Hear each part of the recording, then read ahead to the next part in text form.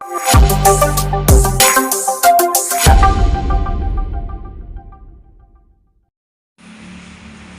Mass മോട്ടോഴ്സിൽ നിന്നാണ്. ഹോണ്ടയുടെ ഹോണറ്റാണ്, CB ഹോണറ്റാണ് വണ്ടി ജനറൽ സർവീസായിട്ട് കയറിയതാണ്. അപ്പോൾ അതിനകത്ത് നമുക്ക് ജോബ് കാർഡിൽ കംപ്ലയിൻറ്റ് രജിസ്റ്റർ ചെയ്യാൻ ഒന്ന് ചെയിൻ സ്പോക്കറ്റ് ചെക്ക് ചെയ്യാൻ പറഞ്ഞിട്ടുണ്ട്, സൗണ്ട് ഉള്ള കേസ് പറഞ്ഞിട്ടുണ്ട്. അതേപോലെ ബാക്ക് ബ്രേക്ക്, ടാപ്പറ്റ്, വാൽവിൻ്റെ സൈഡിൽ നിന്ന് അടി വന്ന കേസ് പറഞ്ഞിട്ടുണ്ട്. പൊല്യൂഷൻ ടെസ്റ്റ്, അതേപോലെ തന്നെ ഓയിൽ ചെക്ക് ചെയ്തിട്ട് മാറ്റാൻ പറഞ്ഞിട്ടുണ്ട്. വാട്ടർ സർവീസ് ഇല്ല, ജനറൽ സർവീസ് ഇത്ര ഐറ്റംസാണ് മെയിനായിട്ട് പറഞ്ഞത്. അപ്പോൾ നമ്മളതിൻ്റെ വണ്ടി ടെസ്റ്റ് ഡ്രൈവ് നടത്തുന്ന സമയത്ത് നമുക്ക് ചെയിൻ്റെ ഭാഗത്ത് നിന്ന് ചെറിയൊരു സൗണ്ട് ഉണ്ട്. നമ്മൾ ശ്രദ്ധിക്കുമ്പോൾ കറക്റ്റായിട്ട് അറിയാം, നമുക്ക് ചെയിൻ്റെ ഭാഗത്ത് നിന്ന് ചെറിയൊരു സൗണ്ട് കാണിക്കുന്നുണ്ട്. അത് നമുക്ക് ചെയിൻ്റെ ഭാഗം നമ്മൾ ചെക്ക് ചെയ്തിരുന്നു നിലവിൽ. കാരണം എന്ന് വെച്ചാൽ ഇതിപ്പോൾ നമുക്ക് പ്രത്യേകിച്ചൊന്നും ചെയ്യാൻ പറ്റില്ല. ഒന്നാലേ നമുക്കത് ക്ലീൻ ചെയ്ത് ചെയിൻ ലൂബൊക്കെ ചെയ്യാം, പക്ഷേ എന്നാലും 100% പെർഫെക്റ്റ് എന്ന് പറയാൻ പറ്റില്ല. അപ്പോൾ നമുക്ക് ചെയിൻ സ്പോക്കറ്റ് മാറ്റിയിട്ടാലാണ് അത് ക്ലിയർ ആവുള്ളൂ. പിന്നെ വേറെ പ്രത്യേകത എന്ന് വെച്ചാൽ നമുക്ക് ചെയിൻ സ്പോക്കറ്റ് ഇപ്പോൾ നമ്മൾ പുതിയത് സെറ്റ് ചെയ്താലും വണ്ടിയുടെ ആ ലൂബ്രിക്കേഷൻ, അതായത് ആ ചെയിൻ ലൂബിൻ്റെ ആയാലും ഗ്രീസിൻ്റെയൊക്കെ ആയാലും ആ ലൂബ്രിക്കേഷൻ കഴിഞ്ഞ് കഴിയുമ്പോൾ ഈ ഭാഗത്തുനിന്ന് ചെറിയ ചെയിൻ സൗണ്ട് വരുന്ന ചെറിയൊരു സൗണ്ട് കാണിക്കും ഈ സ്പോക്കറ്റിൻ്റെ സൈഡിൽ നിന്ന്. അത് നിലവിൽ നമ്മളിപ്പോൾ പുതിയ ചെയിൻ സ്പോക്കറ്റ് ഇട്ടാലും ഇടയ്ക്ക് നമ്മൾ ലൂബ്രിക്കേഷൻ നിർബന്ധമായിട്ട് ചെയ്യേണ്ടതാണ്. അത് ഓരോ 1000 കിലോമീറ്ററിലാണ് കമ്പനി പറയണത്. നമ്മളത് നോക്കിയിട്ട് അതനുസരിച്ചിട്ട് നമ്മൾ ചെയ്തു കൊടുക്കേണ്ടത് അത്യാവശ്യമാണ്. അതല്ലെങ്കിൽ ഉറപ്പായിട്ട് നമ്മൾ വണ്ടി നമ്മളിപ്പോൾ ഓടുന്ന സമയത്ത് ക്ലച്ച് പിടിച്ചൊക്കെ പോകുകയാണെന്നുണ്ടെങ്കിൽ ആ ചെയിൻ റൊട്ടേഷൻ, ആ സൗണ്ട് വന്ന് കൃത്യമായിട്ട് നമുക്ക് അറിയാനും പറ്റും. പിന്നെ ചെയിൻ ഇപ്പോൾ സൗണ്ട് മാറണമെന്നുണ്ടെങ്കിൽ നമുക്ക് ചെയിൻ സ്പോക്കറ്റ് മാറ്റിയാലാണ് അത് ക്ലിയർ ആവുള്ളൂ. പിന്നെ അത് കൂടാണ്ട് നമ്മൾ അതിൻ്റെ ബാക്ക് ബ്രേക്കിൻ്റെ ഭാഗം നമ്മൾ ചെക്ക് ചെയ്യാനുണ്ട്. ബ്രേക്ക് പാഡൊക്കെ നമ്മൾ അഴിച്ചു നോക്കി. ബാക്ക് ബ്രേക്കിൻ്റെ പാഡൊന്നും വേറെ കുഴപ്പമൊന്നുമില്ല, ഒന്ന് ഉരച്ച് ക്ലീനാക്കി റീസെറ്റ് ചെയ്താൽ മതി. അതേപോലെ തന്നെ ബാക്കിലത്തെ വീൽ ബെയറിങ്ങിൻ്റെ കേസൊക്കെ നോക്കിയായിരുന്നു, വേറെ കംപ്ലയിൻ്റ് ഒന്നുമില്ല. ടയറൊക്കെ നല്ല കണ്ടീഷനാണ്. പിന്നെ നമ്മളതിൻ്റെ എയർ ഫിൽറ്ററിൻ്റെ ഭാഗം നമ്മൾ ചെക്ക് ചെയ്യുന്നുണ്ട്. എയർ ഫിൽറ്ററൊക്കെ നമുക്ക് കമ്പനി ഫിൽറ്റർ കിടക്കുന്നത്, ഹോണ്ടയുടെ ഒറിജിനൽ ഫിൽറ്റർ തന്നെയാണ്. പുതിയ ഫിൽറ്ററാണ്, വലിയ പഴക്കമായിട്ടില്ല. ഒന്ന് തുടച്ച് ക്ലീൻ ആക്കിയിട്ടൊക്കെ നമുക്കൊന്ന് റീസെറ്റ് ചെയ്യാം. അതേപോലെ തന്നെ ബാറ്ററി നമുക്ക് 2024 മോഡൽ ബാറ്ററിയാണ് ഇരിക്കുന്നത്, ആമറോണിൻ്റെ ബാറ്ററിയാണ്. അപ്പോൾ നമ്മൾ അതും കൂടി ഒന്ന് ചെക്ക് ചെയ്ത് പോകുന്നുണ്ട്. വോൾട്ട് ടെസ്റ്റ് ചെയ്യുമ്പോൾ നമുക്ക് 12.95 റേഞ്ചിൽ വോൾട്ട് കിട്ടുന്നുണ്ട്. അത്യാവശ്യം നല്ല വോൾട്ട് ഉണ്ട്.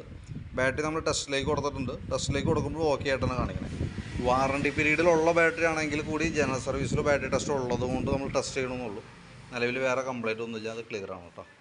പിന്നെ നമുക്ക് അതിൻ്റെ എഞ്ചിൻ ഓയിൽ ചെക്ക് ചെയ്തിട്ട് മാറ്റാൻ പറഞ്ഞിട്ടുണ്ട്. അപ്പോൾ നമുക്ക് അത്യാവശ്യം അതിൻ്റെ ഒരു റേഞ്ചിലേക്ക് എത്തിയിട്ടുണ്ട് ഓയിൽ. പിന്നെ നമുക്ക് പിന്നെ പറഞ്ഞത് പൊല്യൂഷൻ ടെസ്റ്റിൻ്റെ ദിവസമാണ് പറഞ്ഞത്. അപ്പോൾ പൊല്യൂഷൻ നമുക്കിത് നോക്കുമ്പോൾ പ്ലഗും എയർ ഫിൽറ്ററൊക്കെ നോക്കുമ്പോൾ വേറെ പ്രോബ്ലം ഒന്നുമില്ല. പിന്നെ കാർബറേറ്റർ നമുക്ക് ആവശ്യമെങ്കിൽ ചെറിയൊരു ട്യൂണിങ്ങിൻ്റെ വേരിയേഷനാണ് നമുക്ക് വന്നുള്ളൂ. അപ്പോൾ അതങ്ങനെ ക്ലിയർ ചെയ്യാവുന്നതുള്ളൂ, വേറെ പ്രശ്നമൊന്നുമില്ല. പിന്നെ ടാപ്പറ്റ് സൗണ്ട് പറഞ്ഞിട്ടുണ്ട്, അതായത് വാൽവ് അടിക്കുന്ന സൗണ്ട് പറഞ്ഞിട്ടുണ്ട്. അപ്പോൾ നമ്മൾ ഡീറ്റെയിൽ ആയിട്ട് ചെക്ക് ചെയ്യുന്ന സമയത്ത് എല്ലായ്പ്പോഴും ഒരേ രീതിയിലല്ല അതിൻ്റെ അടി വരാം. അപ്പോൾ അതുകൊണ്ട് തന്നെ ആ അങ്ങനെ കാണിക്കുന്ന കംപ്ലയിൻറ്റ് എൻജിൻ ഹെഡിൻ്റെ വാൽവിൻ്റെ ഗൈഡ് പോയിട്ട് വന്ന കംപ്ലയിൻ്റാണ്. അപ്പോൾ അതിന് വേണ്ടിയിട്ട് നമ്മളിപ്പോൾ അത് അഴിച്ച് ടാപ്പറ്റ് സെറ്റ് ചെയ്തിട്ട് പ്രത്യേകിച്ച് ഉപകാരമൊന്നുമില്ല. കാരണം വെച്ചാൽ അത് മാക്സിമം ഇപ്പോൾ നമുക്ക് ആരംഭമാണത്, തുടക്കത്തിലേ ആയിട്ടുള്ളൂ. പരമാവധി ഉപയോഗിക്കുക. വലിയ സൗണ്ട് ആയി കഴിയുമ്പോൾ എൻജിൻ ഹെഡിൻ്റെ ഭാഗം അഴിക്കുക. വാൽവ് ഗൈഡ് നമുക്ക് ലെയ്ത്തിൽ കൊടുത്ത് മാറ്റേണ്ടതായിട്ടാണ്. ആ വാൽവും ഗൈഡും കൂടി മാറ്റി കഴിയുമ്പോൾ ആ പ്രോബ്ലം സോൾവ് ആവും. നമ്മൾ പുറമേ നിന്ന് എങ്ങനെ സെറ്റ് ചെയ്താലും നമുക്ക് ആ കറക്റ്റ് അതിൻ്റെ ഒരു മെഷർമെൻറ്റ് വെച്ച് കറക്റ്റ് ആ ഗേജിൽ വേണം ടൈറ്റ് ചെയ്യാനായിട്ട്. സ്വാഭാവികമായിട്ടും ഇത് ചില സമയങ്ങളിൽ ഒന്നും തന്നെ ഇല്ല, സൗണ്ട് ഇല്ലാത്തൊരു സ്റ്റേജിൽ നിൽക്കുക. അതാ വാൽവ് റൊട്ടേഷൻ വരുന്ന സമയത്ത് തേയ്മാനം കൂടുതലുള്ള ഭാഗത്ത് എത്തുമ്പോഴാണ് കൂടുതലായിട്ട് ആ സൗണ്ട് കാണിക്കുക. അതായത് എല്ലാ ഭാഗവും ഒരേപോലെ ആയിരിക്കണമെന്നില്ല, തേയ്മാനത്തിൻ്റേതായിട്ടുള്ള ചെറിയ വ്യത്യാസങ്ങൾ വരും. മൈന്യൂട്ട് വളരെ 0.1 mm വ്യത്യാസം വന്നാൽ പോലും സൗണ്ടിൽ നമുക്ക് വലിയ വേരിയേഷൻസ് വരും. അപ്പോൾ പരമാവധി ഉപയോഗിക്കുക. ഒരു രക്ഷയില്ലാണ്ടായിരിക്കുമ്പോൾ അഴിച്ചത് ക്ലിയർ ചെയ്യുക. അഴിക്കുമ്പോൾ എൻജിൻ ഹെഡിൻ്റെ ഭാഗം തുടങ്ങി അഴിക്കണം.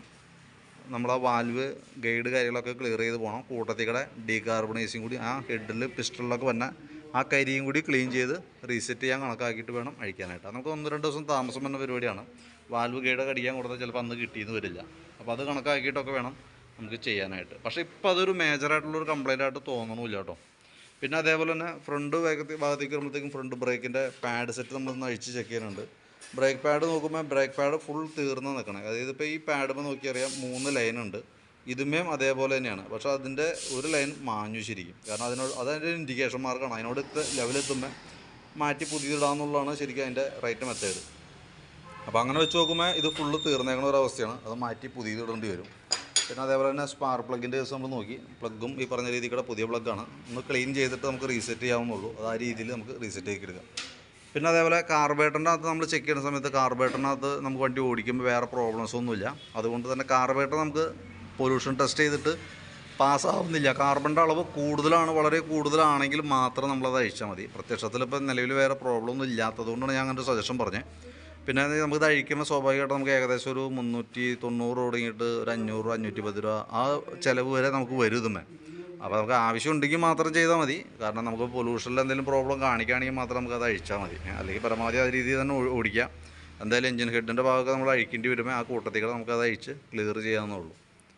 ഇതൊക്കെയാണ് മെയിനായിട്ട് വന്ന കേസ്. അപ്പോൾ നമുക്ക് അതിനകത്ത് ചെയിൻ സ്പോക്കറ്റ് എസ്റ്റിമേറ്റ് ഞാൻ ഉൾപ്പെടുത്തുന്നുണ്ട്. അതേപോലെ തന്നെ എഞ്ചിൻ ഓയിൽ ഉൾപ്പെടുത്തുന്നുണ്ട്. ഫ്രണ്ട് ബ്രേക്ക് പാഡും അതിൻ്റെ ഈ ബൂട്ട് സെറ്റും അതിനകത്ത് ഉൾക്കൊള്ളിക്കുന്നുണ്ട്. പിന്നെ ജനറൽ സർവീസ് അതിനോടനുബന്ധിച്ച് തന്നെ വർക്കുകളാണ്. അപ്പോൾ ഞാൻ അതിൻ്റെ ഏകദേശം ഒരു എസ്റ്റിമേറ്റ് നോക്കിയിട്ട് ഡീറ്റെയിൽസ് വാട്സാപ്പിലേക്ക് ഇടാം.